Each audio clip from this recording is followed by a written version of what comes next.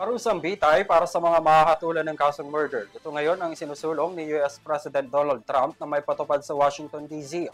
Paniwala ni Trump ito ang magpapamalas ng kanyang pagiging isang mahigpit na lider sa Amerika, kung saan walang puwang ang mga may ganitong kaso.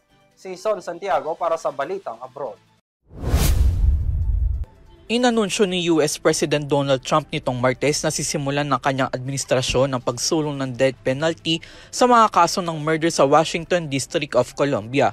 Anybody murders something in the capital, capital punishment, capital punishment. If somebody kills somebody in the capital, Washington, D.C., we're going to be seeking the death penalty. And that's a very strong. Ayon sa mga ulat, bahagi umano ito ng kanyang kampanya para ipakita ang pagiging tough on crime leader at palawakin pa ang kapangyarihang federal sa Democrat-led ng bansa.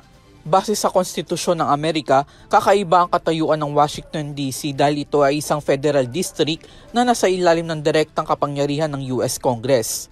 Dito kasi mismo pinamamahayan ang pagpapatupad ng mga federal law na sakop ang lahat ng mamamayan sa buong bansa.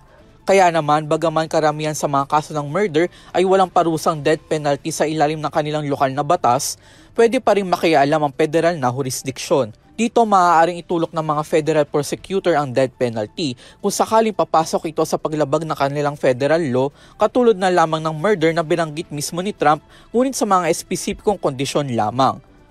Ngunit ang hamon ay mismo sa implementasyon. Ayon sa mga report, inaabot ang maraming taon bago maproseso ang ganitong mga kaso at kailangan din ng malugod na pag-aproba ng kanilang lokal na hurado upang magpatuloy. Ito ay isang bagay na itinuturing na hindi madaling makamit dahil ang nakararami sa distrito ay mariing tinututulan ng ganitong parusa.